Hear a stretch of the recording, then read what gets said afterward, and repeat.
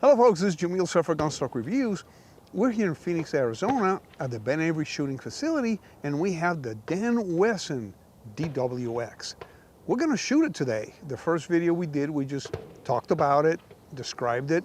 So I'm not gonna waste my time describing it again. You already seen the video, you already know what it's about. We're gonna shoot it. Today I got Freddie Blish. How you doing, Freddie? Hey, Jamil, always good to see you, my friend. Freddie is an instructor at Gunsight and a good friend of mine. He also does private instructions here at Ben Avery once a month. So if you happen to be in the area, it's one Friday a month. You know, reach out to us. We'll give you the schedule. It's great. Great training with Freddie. And as a matter of fact, we are going to shoot this pistol today with Fiocchi ammo. We're going to shoot the 115 grain full metal jacket ammo. Fiocchi being our ammo sponsor for this video.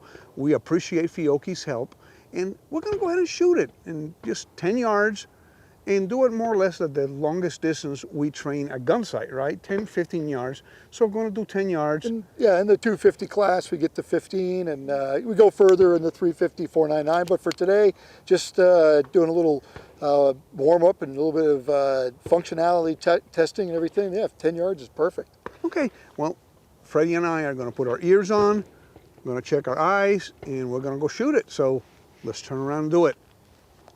Okay, Freddie, let me go ahead and shoot the first 10 rounds through it and let you shoot it too and see how it performs. Of course, at the Gunsight class, we always talk that we don't want one hole. We want... If we could spread it out a little bit in defensive shooting, that's even better. It allows more... Spread the pain a little bit, yes. Yeah, and there will be more leakage if necessary. That's right. What I like about this pistol is that, like you say, it's the perfect combination between the ZZ75 and the 1911. And it works great. We had a chance to shoot it up at Gunsight early December when it was first unveiled. Yes. And there are some changes I would like to do to it, like everything. I'd like to change the front sight and the rear sight. It's not that I don't like the rear sight, but I prefer fixed sights rather than adjustable. It's just me, crazy, less moving parts. And I like to have a gold bead in front. So let's go ahead and see how this thing shoots.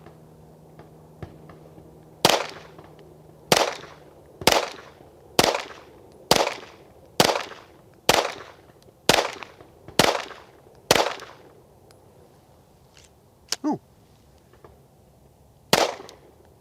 I had more ammo here than I thought I had.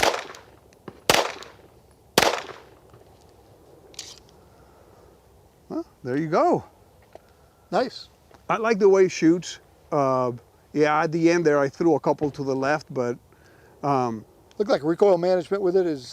It's pretty good. Recoil management is great. I'm going to be honest. The pistol is fairly heavy, so it's... Originally was designed for competition, but I think it could stand to be a little lighter. I mean, between me and the fence post, I would like to have a little bit of weight taken off from the dust cover, and maybe do scallops, like 1911 scallops on the slide. But that would take 2, 3, 4 ounces off the pistol. Let's go ahead and see how it performs. I think I got 10 rounds here for you. Yeah, let me give it a go. There you go. Try it.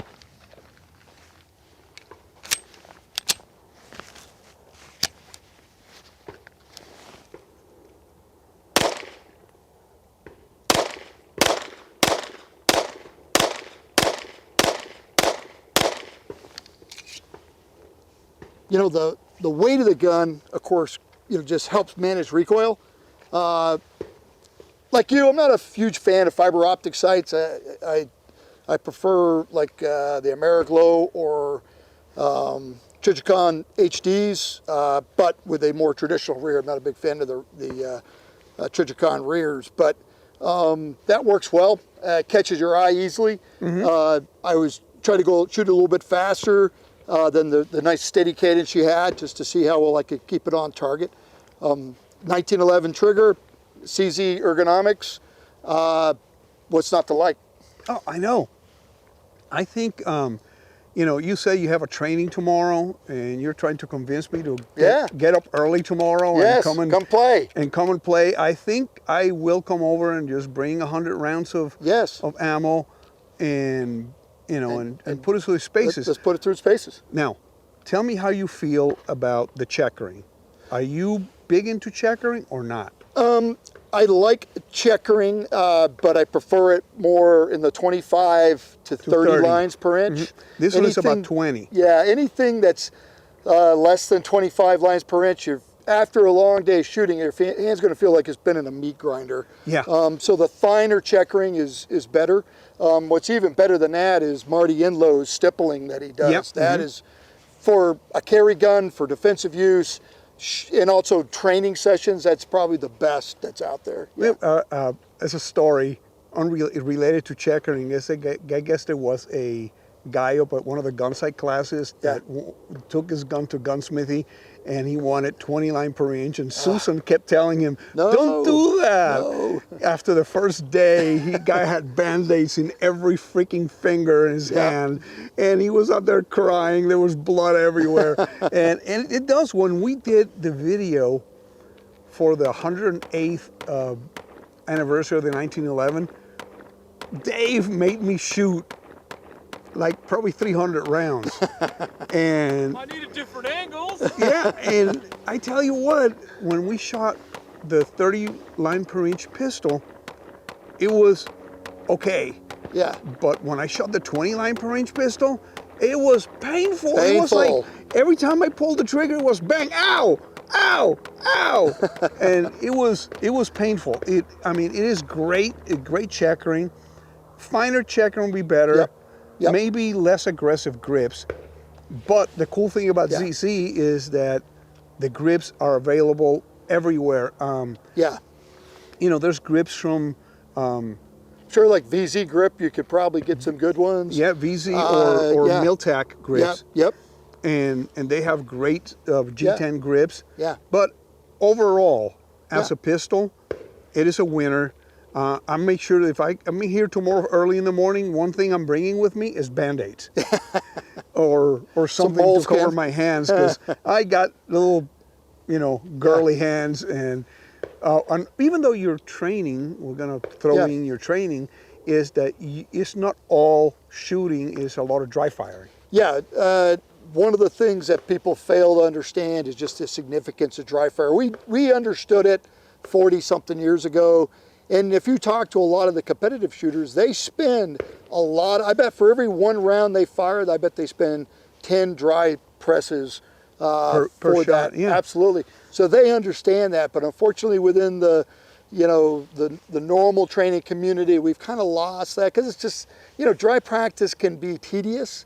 And, you know, a lot of people, you know, they want to shoot, which is a little more fun. And when ammo was less expensive, you know, they were able to get away with it. Well, now that it's, you know, gone up in price, even though it's kind of balanced out and maybe a little better now, but dry practice is really important, and we're going to shoot some more videos about that.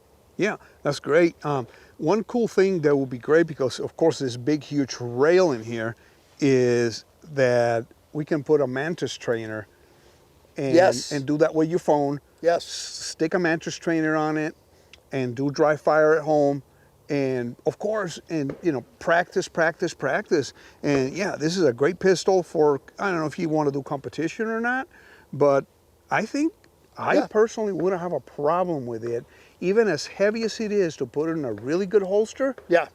And take it and carry it with you. Absolutely, with a 4¼ inch barrel. I mean, if they went with an aluminum frame, that'd make a great carry gun. Yeah. And you know, and there's, not saying it wouldn't be a good carry gun at that size that it is currently.